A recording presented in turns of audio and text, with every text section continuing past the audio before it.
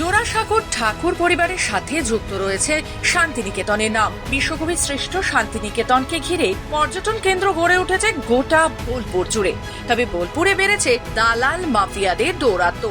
আমরা খবর বাংলার পর্দায় এর আগে তুলে ধরেছিলাম প্রখ্যাত শিল্পী অবনীন্দ্রনাথ ঠাকুরের বাড়ি ভেঙে ফেলার ছবি।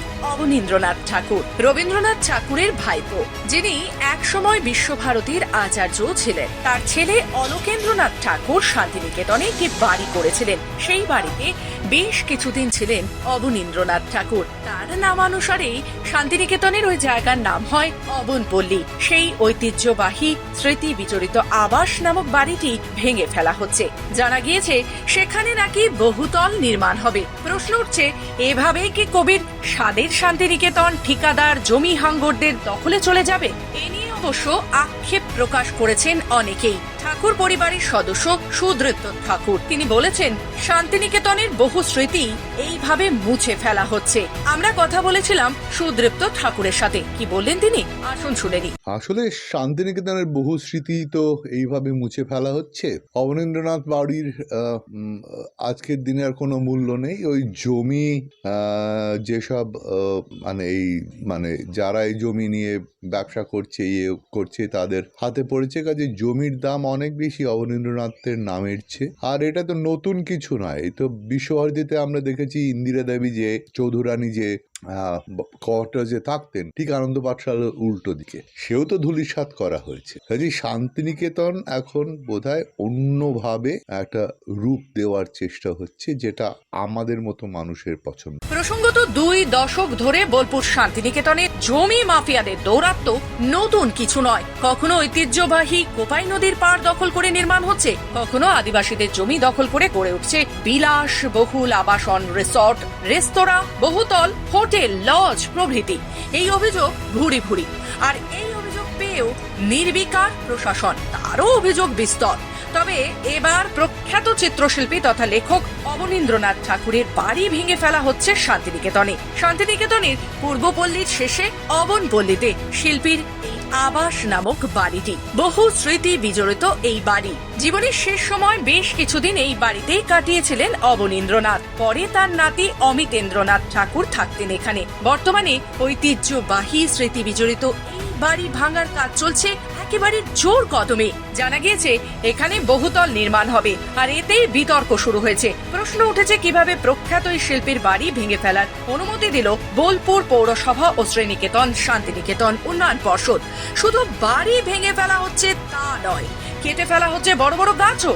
এর পাশেই সামনেই রয়েছে সদ্য প্রয়াত রাষ্ট্রপতি পুরস্কারপ্রাপ্ত বৌদ্ধ পণ্ডিত সুনীতি কুমার পাঠকের বাড়ি। শান্তিনিকেতনের বৌদ্ধ পালি ভাষার বিভাগ গঠনে যার ভূমিকা ছিল অনন্য। আমি আপনাদের মারফতই খবর পেলাম এবং তারপর আমি জায়গাটা গিয়ে দেখে এসেছি। এখানে আরও অনেক গুণীজনদের এখানে বাস, অনেক মালিকানা জায়গা এবং ওনার জায়গাটাও মালিকানা। কিন্তু তবুও ওনার উত্তরাধিকার সূত্রে যারা পেয়েছেন তারা প্রপার্টিটা বিক্রি করেছেন না নিজেরাই ভাঙাভাঙি করছেন। আমরা বিস্তারিত এটা খতিয়ে দেখব এবং আমাদের বোলপুর পৌরসভার পক্ষ থেকে যদি কিছু করণীয় থাকে তাহলে আমরা অবশ্যই সেটা চেষ্টা করব। উল্লেখ্য, কবিগুরু রবীন্দ্রনাথ ঠাকুরের ভাইপো অবনীন্দ্রনাথ ঠাকুর মহর্ষি দেবেন্দ্রনাথ ঠাকুরের মেজ ভাই গিরীন্দ্রনাথ ঠাকুর, তার ছেলে গুণেন্দ্রনাথ ঠাকুর ও স্ত্রী সৌদামিনী ঠাকুরের ছোট ছেলে এই অবনীন্দ্রনাথ ঠাকুর। শান্তিনিকেতনের সঙ্গে তার যোগ ও রবীন্দ্রনাথ ঠাকুরের সান্নিধ্যে কথোপকথন, শিল্প চর্চা প্রভৃতি নিয়ে বহু লেখনী ইতিহাস রয়েছে। প্রখ্যাত চিত্রশিল্পীর পাশাপাশি অবনীন্দ্রনাথ ঠাকুর লেখকও ছিলেন। চিত্রকলার মধ্যে দিয়ে কাহিনী বর্ণিত শকুন্তলা, রাজকাহিনী, ক্ষীরের পুতুল, ভারত শিল্প, নালক প্রভৃতি কালজয়ী বইয়ের স্রষ্টা অবনীন্দ্রনাথ। এইরকমই একজন মানুষের বাড়িও বাদ গেল না ভাঙতে। ভেঙে গুড়িয়ে দেওয়া হচ্ছে ঐতিহ্যবাহী এই ভবন, জানিয়ে রীতিমতো আক্ষেপ শান্তিনিকেতনের অধ্যাপক আশ্রমিকদের মধ্যে। এসরাজ শিল্পী তথা বিশ্বভারতী সঙ্গীত ভবনের অধ্যাপকের সাথে কথা বলেছিলাম আমরা।